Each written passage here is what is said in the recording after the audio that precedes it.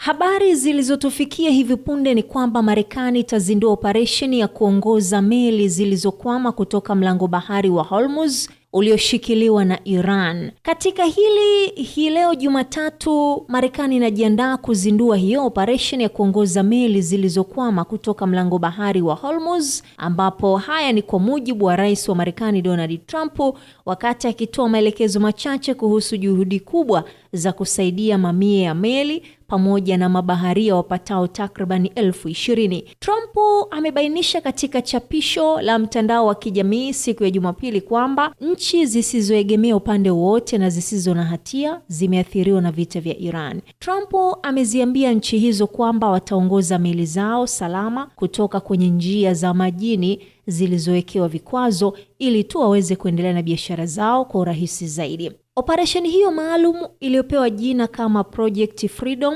itaanza hii leo majira ya asubuhi Mashariki ya Kati, akiongeza kwamba wakilishi wake wanafanya mazungumzo na Iran ambayo wanaweza kuleta tija na hata kusababisha jambo chanya zaidi kwa wote wawili kwenye eneo hilo. Kwa siku kadhaa meli za kibiashara zimeripotiwa kukwama, na si kwa sababu za kiufundi bali kutokana na hofu, na kuna ripoti za vitisho visivyoeleweka, mawasiliano yaliyo katika ghafla na hata uwepo wa vyombo vya kijeshi visivyotambulika vilifanya nahodha wengi kusita kusonga mbele. Njia hiyo nyembamba ya maji ambayo kawaida ilikuwa na shughuli nyingi zaidi za usafirishaji wa mafuta pamoja na bidhaa iligeuka kuwa eneo hatari na la wasiwasi zaidi. Meli za kivita zilianza kuonekana mbali zikisogea kwa mpangilio wa nidhamu kali, ambazo hizi zote hazikutoa matangazo makubwa wala hazikuandamana na kelele nyingi, hapana, bali ni uwepo wao ulitosha tu kubadilisha hali ya mambo. Mabaharia walikuwa wamekaa kwa siku nyingi bila uhakika na walianza kupata matumaini mapya katika hilo. Moja kati ya tangazo, meli za kivita zilipanga mbele na pembeni ya msafara wa meli za kibiashara zikaunda kama ukuta wa chuma polepole. Kila hatua ilisimamiwa kwa umakini zaidi. Rada zilifuatilia kila harakati, helikopta zilizunguka juu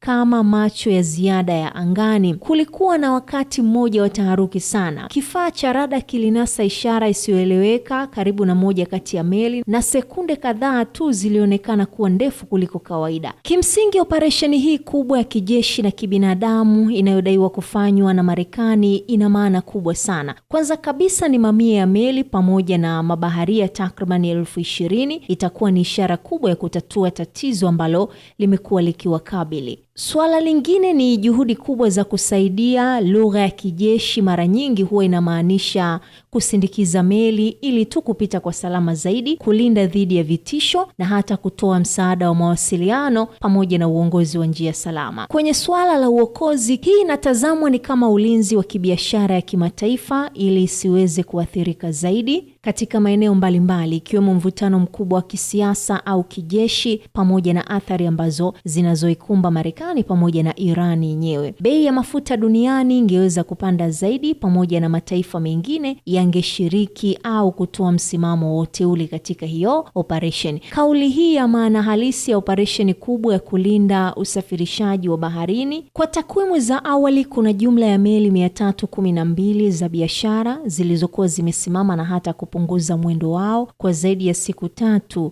Kati ya meli 128 zilikuwa ni za tenki za mafuta. Kuna meli takriban 96 zilikuwa za mizigo ya kawaida na meli 88 ambazo hizi zilikuwa na bidhaa mchanganyiko.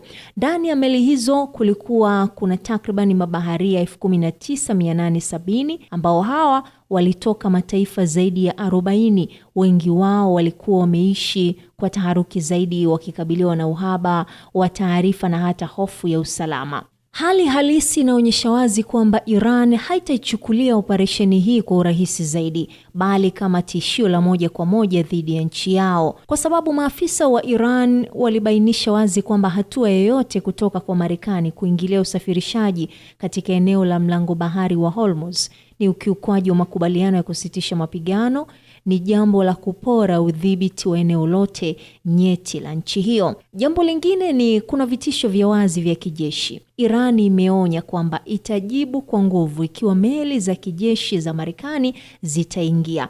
Inaweza kushambulia moja kwa moja meli au vikosi vya Marekani. Hii ina maana kwamba operation inaweza kubadilika haraka kutoka ulinzi wa meli na kuwa mgogoro wa kijeshi wa wazi kabisa.